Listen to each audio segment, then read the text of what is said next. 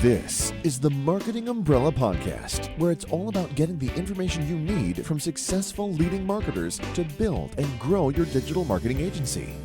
Brought to you by Itamar, founder and CEO of Umbrella, the technology platform and brand that is powering thousands of marketing agencies around the country. Find him at umbrellaus.com. And now, here's your host, Itamar Shafir. Welcome to the Marketing Umbrella Podcast, where we talk with successful marketing experts about ways to build and grow your digital marketing agency.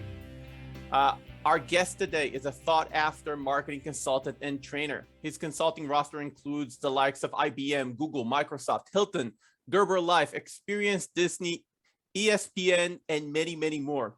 He is the author of 3 marketing books, An Hour a Day, Wired to be Wowed, and Teach New Dogs Old Tricks, which we're going to talk about.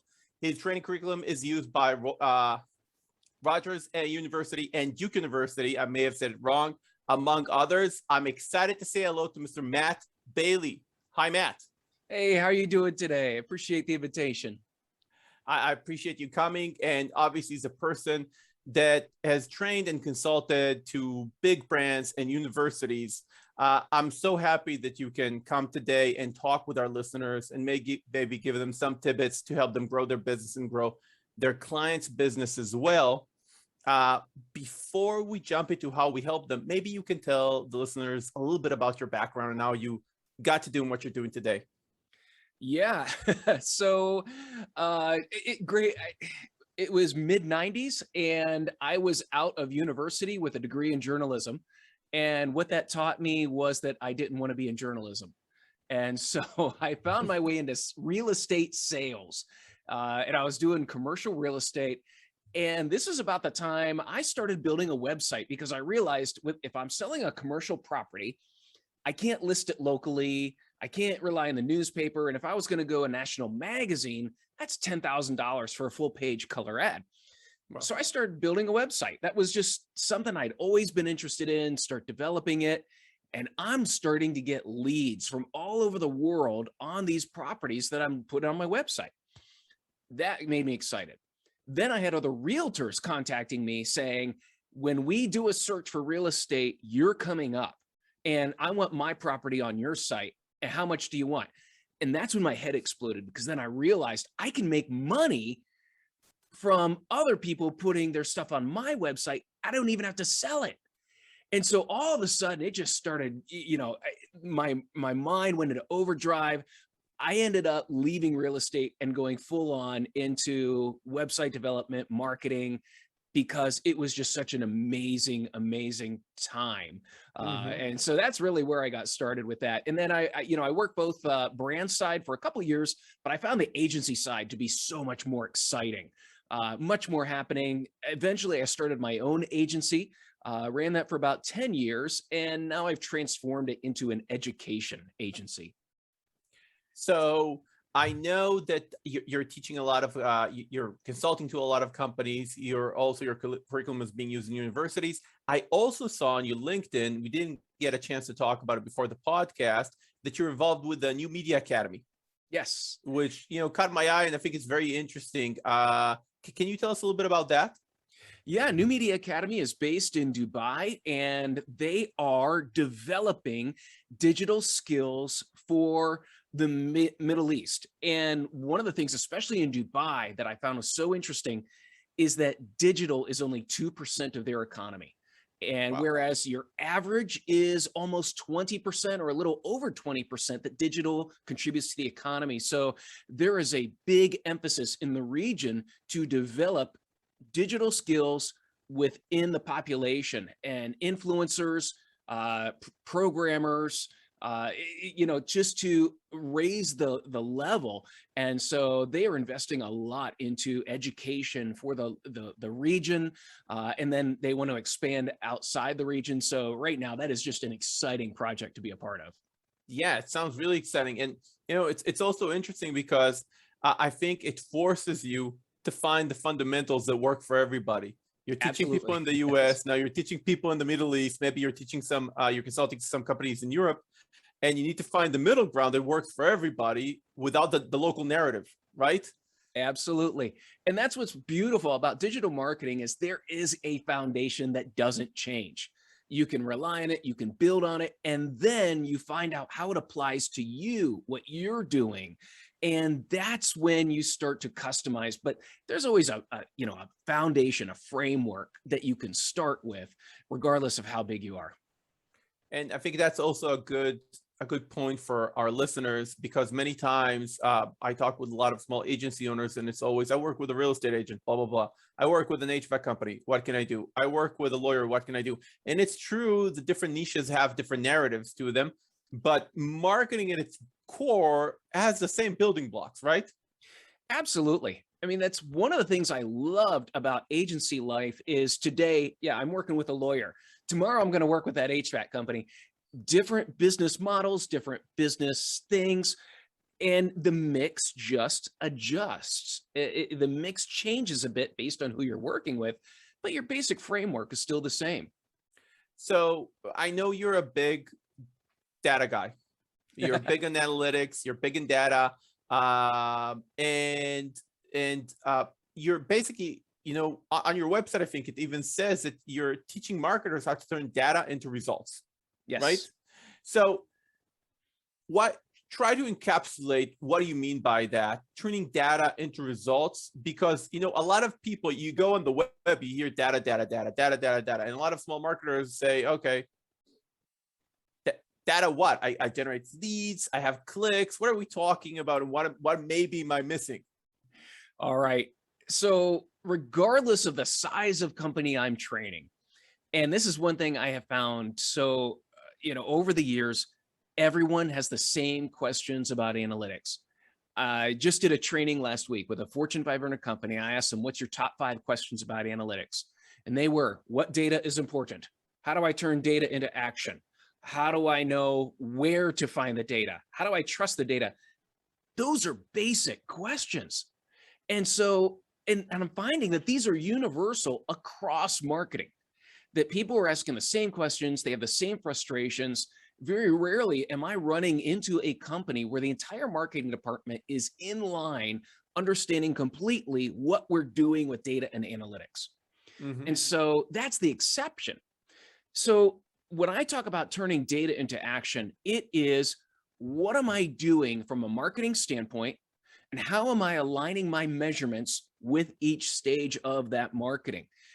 Then, how do I take those measurements and apply them to know where there's a problem, what I need to do? How do I find causality if I see a number that's out of whack? And then how do I identify those numbers? Right. So it's just, like I said, marketing right now, if anyone's at a university, they're not being taught analytics. And anyone who's been in marketing, they've never been taught analytics. So we've all got a fundamental problem for marketing is we've never been formally taught how to use or apply analytics. And the problem is people end up just doing what the person before them did, which is typically copying and pasting tables out of Google Analytics into a PowerPoint. And you end up, and I'm sorry, in agencies, we are so guilty of this. We open up our software, whether it's page search management, analytics, whatever, we copy the reports, we paste them into a PowerPoint, and that's what we send the client. A 40 or 50 slide PowerPoint deck that just contains data tables. Mm-hmm. And where's our insight? Where's our recommendations? Where is because of this is what we're going to do. That's what the client wants to see, not dozens of tables. I agree.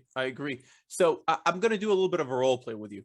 All right. And I know I'm going to simplify the very long process, but it's, we don't have a lot of time. Try to help where you can. So you're the data consultant. You teach people how to turn data into insights and into results, excuse me. And I'm an agency and I have a client. Let's say for the sake of argument, it's service company, a divorce attorney. No, that's not good. Maybe, I don't know. Nothing with attorney goes well. Yeah, let's avoid attorneys. Yeah, and then we need to avoid also dentists and all the an HVAC company. So All right. how bad can that be? Repair your conditioning. So they're basically lead service companies, and their funnel is usually let's generate leads online somehow. Those leads somehow need to reach somebody at the HVAC company. Yep. That somebody needs to reach back to the client. Many agencies experience a break there, Yes. both in actions, but also in data. It's like a missing blob. Like nobody knows what's happening. And then there's obviously the person sales acumen, which I'm taking out of the equation because let's say we can't control it, and and we can't. It's too tough. Yep. And so they have leads coming up from different places, right? They're doing SEO, doing some PPC.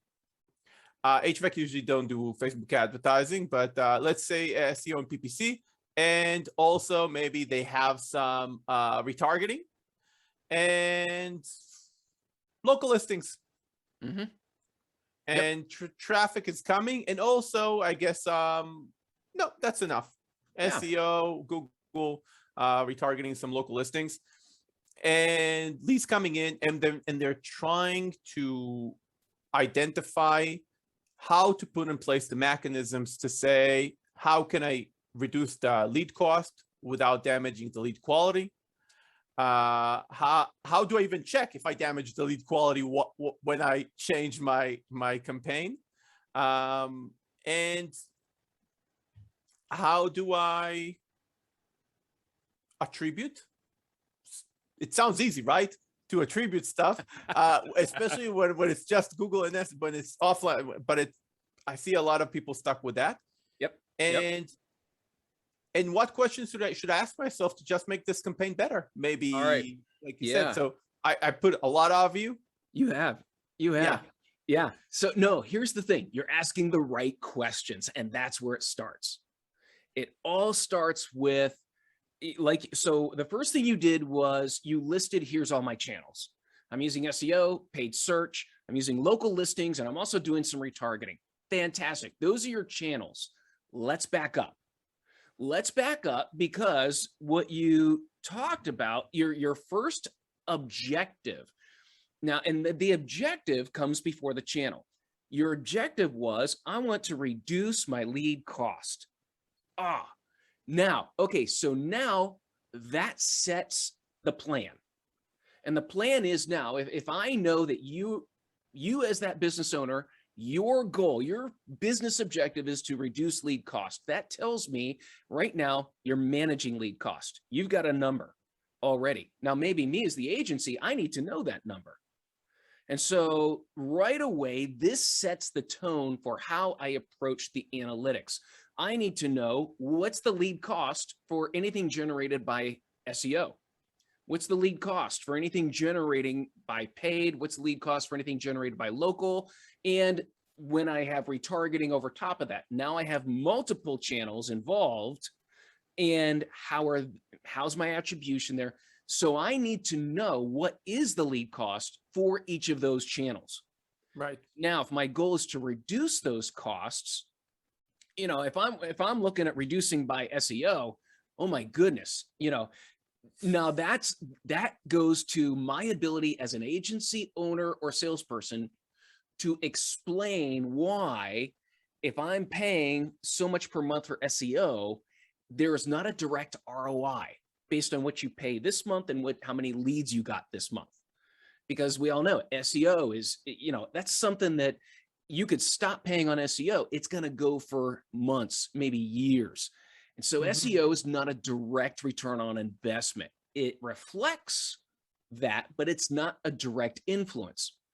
Paid search, PPC, that is a direct cash in, cash out exchange. So that is a direct return on investment that I could look.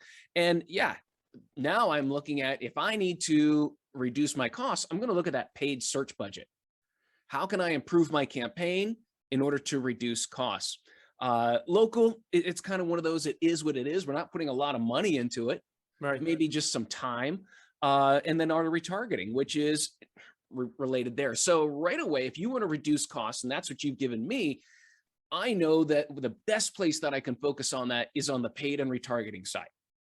And I can now develop a plan as to how do I go about doing that. And all those metrics that come along with paid search enable me to develop comparisons, to develop a testing plan, to look at what I should look at, because now also I'm more focused on the financial side. I'm looking at my, what's my cost per mil for impressions? What's my cost per click? What, those types of things, because that's not a direct influence on my overall lead cost, but they are KPIs, You're right. key performance indicators that help me understand what the trend is.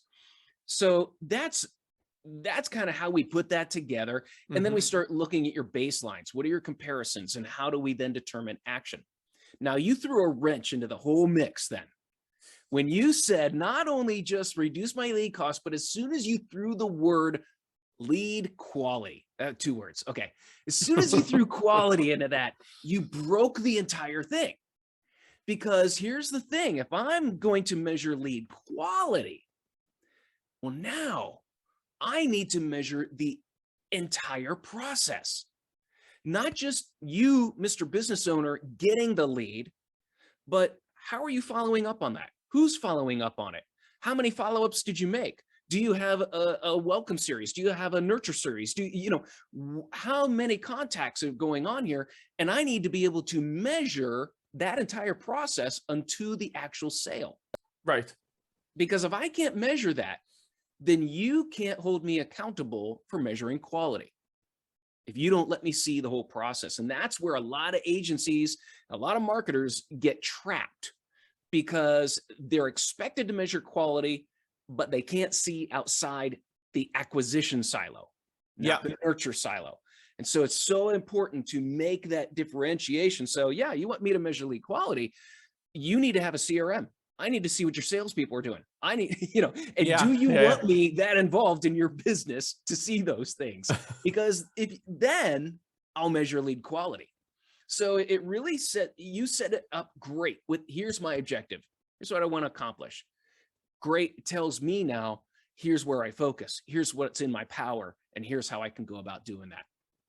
Okay. Very good. And do you think it's okay for marketers to come and say, okay, because I'm stuck in the acquisition silo, I'm going to help you, business person, by putting a different, I don't know if it's a KPI, maybe we can call it a different KPI on the quality, and say quality is qualification, meaning this lead, a lead that entered 4 fields is not as qualified as a lead who went through 12 fields or in the form, or went through 3 steps.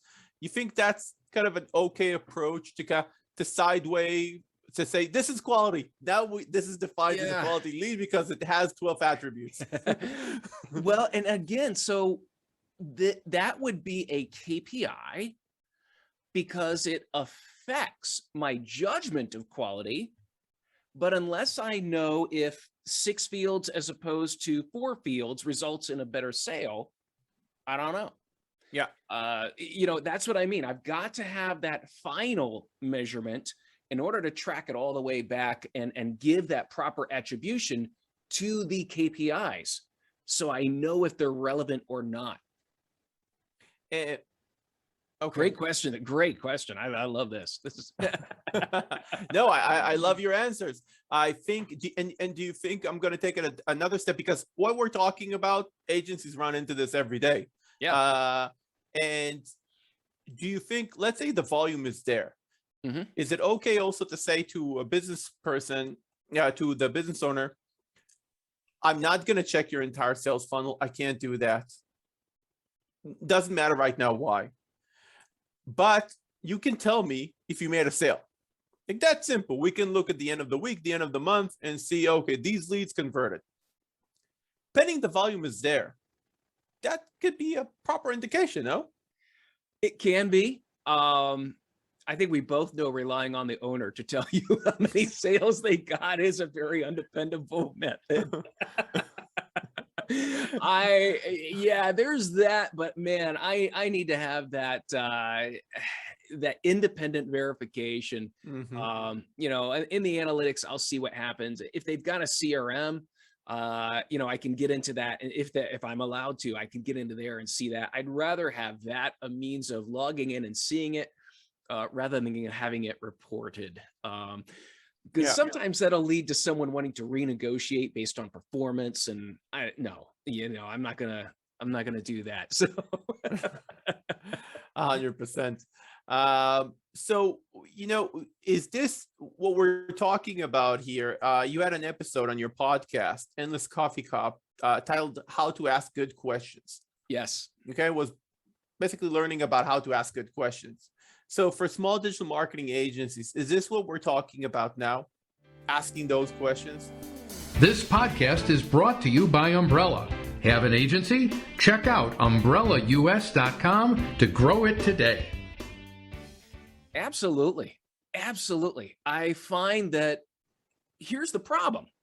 As a agency, you go meet with your client. Your client hired you because they don't know the questions to ask. They don't know. I mean, they want someone to handle their digital marketing because either they don't have the time to explore the questions and the answers, or they know they can't do it. And so they're going to trust you to do it. So when you come in and you give them a monthly report, here's how many clicks you got, here's how many clicks led to sales, and we just go down through the funnel. Mm-hmm. Most of the time, they're not going to ask any questions because they don't know the questions to ask. And if they did ask a question, and here's something I see a lot, if a client asks a question, most of the time the agency can't answer it. Primary example, and I work, so when I'm working with the big brands, I'm working with them on how to work with their agencies. So I'll tell them, here's 4 questions to ask. Do you have a testing plan for my paid search? What have you tested that has increased the click-through rate? What have you tested that, what are you, and it all revolves around, also, how many keywords am I bidding on? Those 3 simple questions, most agencies can't answer when they're in that meeting. Wow. Because unless the person who actually did the campaign is in the meeting, it's not going to happen. That's true. So, and so now you've got a breakdown. And so asking the right questions of your client, you gave it to me because you're in the agency side. You gave me, I want to lower my lead cost. Unless I know that from a client, unless I know what is driving you, do you want to increase market share, decrease lead costs, increase revenue? It's give me that big picture. What do you want? What are you accomplishing? Or what do you want to accomplish? I don't have a plan. And so I want to know that big picture. Now, okay, you want to decrease lead cost. All right, what are ways we can do that? Well, we can get more leads for the same amount of money. We can improve process. We can, and so you start asking questions that way instead of automatically running to, well, let's do a cheap campaign on Facebook, because now you're thinking tactically rather than strategically. I think 99% of, maybe I'm exact, 98% of the small businesses think very tactically. I agree. I saw this the other day. Someone was telling me that they put it out that, our goal here is going to be increase leads. And immediately one of the marketers starts talking about TikTok. And, it's another one of those pulling your hair out moments that's a tactical platform. You are way down strategically. How do we increase leads? Let's talk about media. Let's talk about approach. Let's talk about the story that we're going to tell. We can't talk about tactics this far, this far in advance. Yeah. It happens. Yeah. So I guess I'm pretty sure I know you work with companies like Disney, Procter Gamble, which, P&G is probably one of the best marketers on the planet throughout the past, 30, 40 years. But also Google, IBM, Microsoft. Do you remember any situation or case study that can be applicable to our listeners? Yeah, absolutely. One of my favorite, and I use this a lot, and because one of the pieces of advice that bounces around every couple of months in the SEO world is bounce rate. And there is bad advice going around saying that if you've got a high bounce rate, that it will lower your rankings. And this is so false. It is such a bad piece of advice. Here's the reason. We were working with a big brand. It was a sugar substitute, and they had close to a 98% bounce rate. And that was site-wide. We started digging into it and really finding out what was going on. And what we found out is that the majority of searches that ended up at the site were people looking for how many packets make a quarter cup, or how many packets for a tablespoon, how many, and it was all conversion types, which meant that these were people that knew the brand, have the brand at their house, and they're cooking with it. And so we started digging into that. And what we were finding is most people that did those searches ended up at, guess what page? The conversion table page. It was a successful visit. They got the answer to their question. Right. But here's the cool thing. We didn't stop there. We didn't stop by saying, this is good. It's a high bounce rate. It's good. We started looking at, well, wait a minute. If they have it, why aren't they using it more often? Why are they searching for conversion tables? So we started digging in, and we found out the vast majority of searches, like 70% of searches, November and December, especially in the US. And that's holiday cooking time. And that's when people were cooking with sugar substitutes because Uncle Joe's coming over. He can't have sugar. And he's, so that was doing it. So all of a sudden, this then created a new campaign of developing a cookbook with the conversion tables in it. And very quick, put in your email address. We'll send it to you. You can claim it. Because also what we realized is we can't put a form, a pop-up form, when someone is looking at the conversion tables. Because started doing research, people are only looking conversion tables when they're in the kitchen, on their phone or on an iPad, and they're in middle of baking. To even do the search is interrupting the big task. Yeah. So if we were to put a pop-up window with six form required fields and get your book, it would anger people. But if we put it off to the side, that just pop your email address in here and we'll follow up and send you, this increased subscriptions by, I think it like tripled it that year. Wow. Because it was, and I had to fight for that because they wanted to pop up. They wanted to pop up. And I'm like, no, you're just going to anger people, upset them because they're here to do something and you're interrupting them with a promotion. Let them do it on their own time. So all that to say, just having a high bounce rate didn't mean it was bad. And there's a difference between the bounce rate of someone coming to your site and leaving. There's 10,000 reasons why that could happen. Yeah. The bounce rate that they're talking about from SEO is when someone does a search, looks at this site, goes back to the search results, then goes to the next site, goes back to the search result, goes back, and they pogo stick between the results. And that's such a small part of the algorithm that you can't make a judgment off of that. So great question. I'm sorry I went too long on that. Not at all. That's amazing. I love that case study. And I sin as well in simplifying stats. I think it's also, and maybe that's another layer to it. It's knowledge, but also sometimes I feel the data, I like somebody else to give me the insight. Like I feel that I'm going to drown from a time perspective, not just from a knowledge perspective. Yes. In it. And I just don't have, I don't have the time. And it's true, right? Data requires a lot of focused time, at least for so. Yeah. I get where you're going. There's different levels. The first level is just reporting. I'm telling you what happened. The second level is I'm telling you why it happened. So now I can report what's happened. That unfortunately is where 90% of us are. And I'm telling you what happened, and how I'm telling you is that I'm copying and pasting data tables. Okay, that's where 90% of people are. Now, the next, I'd say 7%. Here's why this happened. Now I'm digging into some causal factors. I'm doing my analysis, and yes, that requires time. It's easy to just tell you what happened. To tell you why it happened is going to require a deeper level of analysis and looking at that. Now, next level, what to do.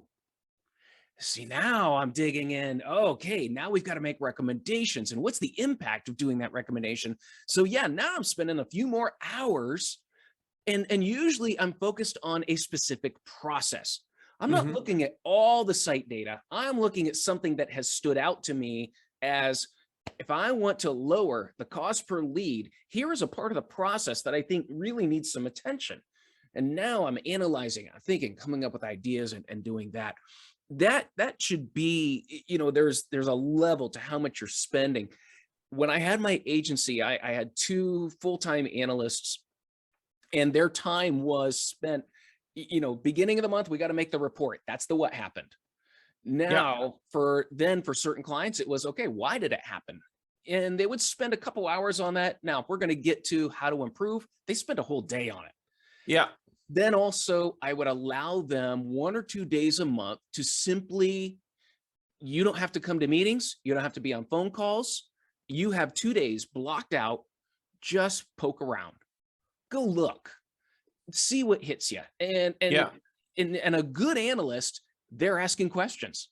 They're looking at processes. They're looking at tasks. They're evaluating things. And usually they would come out with some amazing insights of things. We can do this right now, and we can improve the process. But the thing is, you got to set that time aside. Otherwise it doesn't happen. I agree. I think because of that time element, the acumen that you need to do that, it's not even acumen. It's, some people don't like it. I don't know how to describe it. Like you have communicators, like they like to talk with people. They don't like to dig into data. It's just a different personality type, let's say.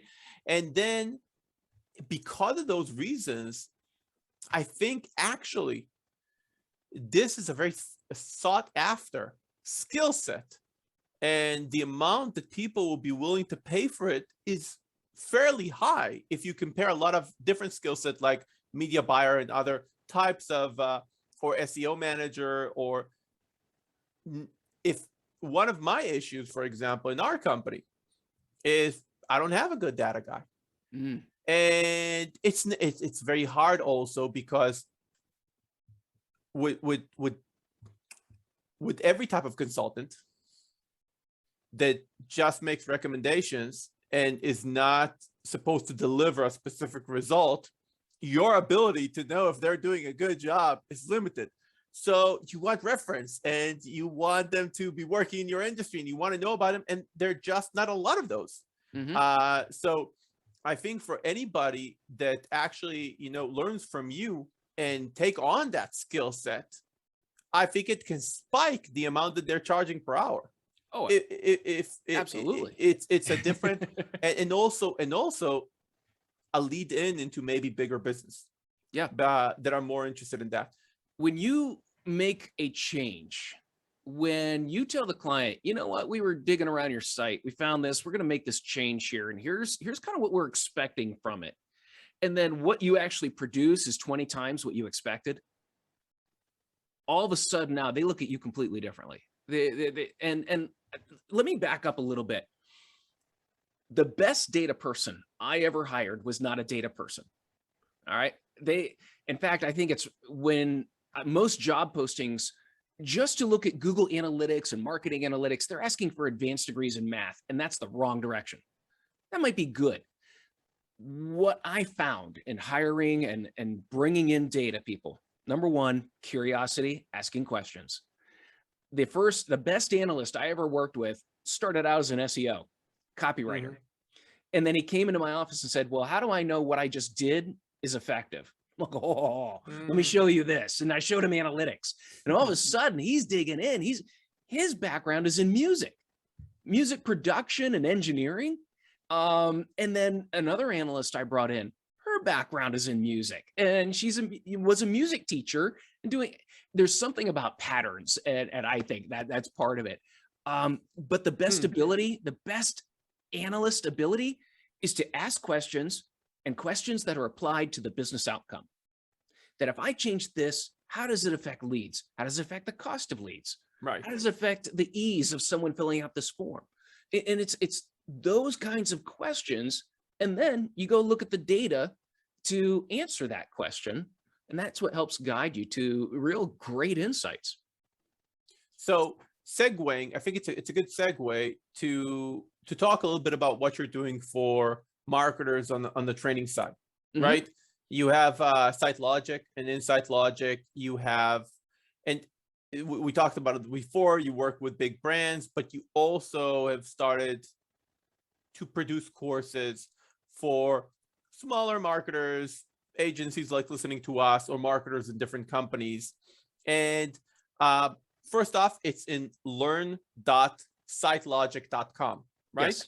That's where Yep. And guys, I want you to go there and check it out, because this is core skill.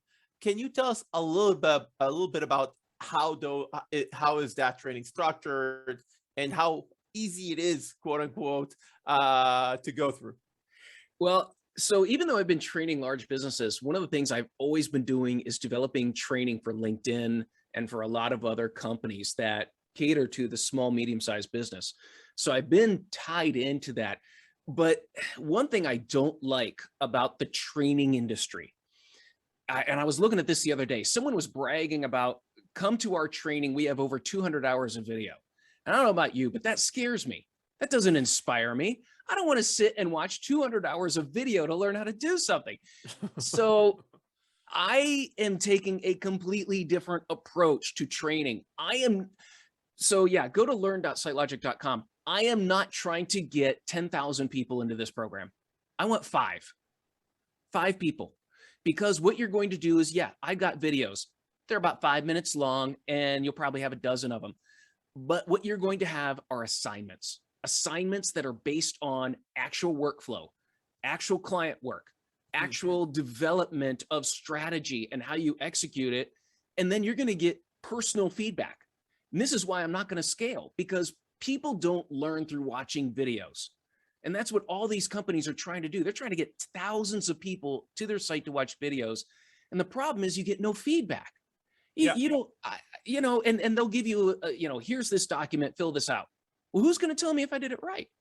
So that's what I'm doing with learn.sitelogic.com is you enroll, I give you assignments, I give you templates, you work through them. And then if I don't give you feedback, some people on my staff, everyone's got more than 10 years experience. And we're going to make this as real world, hands-on as possible. And right now we've got a certification course is the first one we launched. It's for the OMCA certification. And if you want more about that, go to omcp.org. And that is an international certification that you meet the competency requirements in digital marketing. And so it covers the major disciplines of paid, SEO, content marketing, optimization, or conversion optimization, email, that you understand the fundamentals of each of those disciplines. You sit for that test to get your certification. Immediately, that is a credibility builder. Right. So that's why I don't offer my own certification, because most training companies will give you their certification because you took their content. I believe in that third-party independent certification. All my certification does is tell you you're eligible to sit for their test. So that's what it is. But then, yeah, we're in the process right now. We actually just this morning, I was working on finishing up the first analytics training. We're going to have at least 3 to start with, and then you can get one at a time. You can build a bundle. It's up to you. And then we're just going to be, we're launching probably 4 or 5 courses every month that we'll be doing. And then also any of the monthly webinars we do are going on there as well. That's great. I'm definitely going to get the analytics one. I'm telling you that in advance. I'm super impressed, Matt, and not that you need my kudos. You're helping much bigger companies, but I think I truly think that it's core today for marketers to understand analytics. Not only analytics is not just the analytics tool, it's not just the Google Analytics. Understanding analysis of data as a marketer and how to ask the right questions, create the right KPIs, and from there on generate results. I think a lot of marketers are missing that part, small and big, like you said. And I have 5,000 more questions for you, but we need to end the show. No, really, I have 22 questions. I think I asked you 10 that I wrote down for myself. I'll be more than happy to come back and answer a few more. I'll invite you then. But I want to finish. We always finish with a quick rapid Q&A. All right. I'm gonna ask you some questions. There are no way edgy, but if you feel uncomfortable answering any of them, just say pass. Okay. All right. Okay. The challenge will be for me to make it short. So let's see what we can do. Did you get along with your parents growing up? Absolutely, yes. Well, that's it. Gone. Do you have siblings? We had our moments, but overall, yeah. So, do you have siblings? Yes. I have 2 younger brothers. Do you have a pet? Too many. Do you have kids? Yes, I have 4 daughters. How old were you when your first daughter was born? I was 29.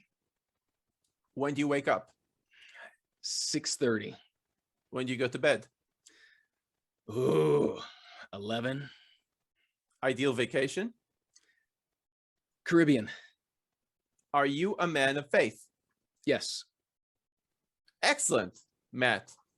I want to thank you very, very much for being on the show today. And guys, go to learn.sitelogic.com or just go to sitelogic.com and you can learn about Matt and you can learn about the trading and the courses. And like he says, they're doing webinars and coming up with more and more information. This is definitely a person you want to listen to when it comes to digital training. If you want to be, you'll be in the same boat together with Procter Gamble and Disney and many, many other big and successful companies. So Matt, thank you very, very much for being on the show today. Oh, thank you so much. This has been a lot of fun. Probably one of the more fun interviews I've had. So this has been great. Thank you again. Thank you for tuning into another episode of the Marketing Umbrella Podcast, where we provide the information you need from successful leading marketers to build and grow your digital marketing agency. Your host has been Itamar Shafir, founder and CEO of Umbrella, the technology platform and brand that is powering thousands of marketing agencies around the country. Find him at umbrellaus.com.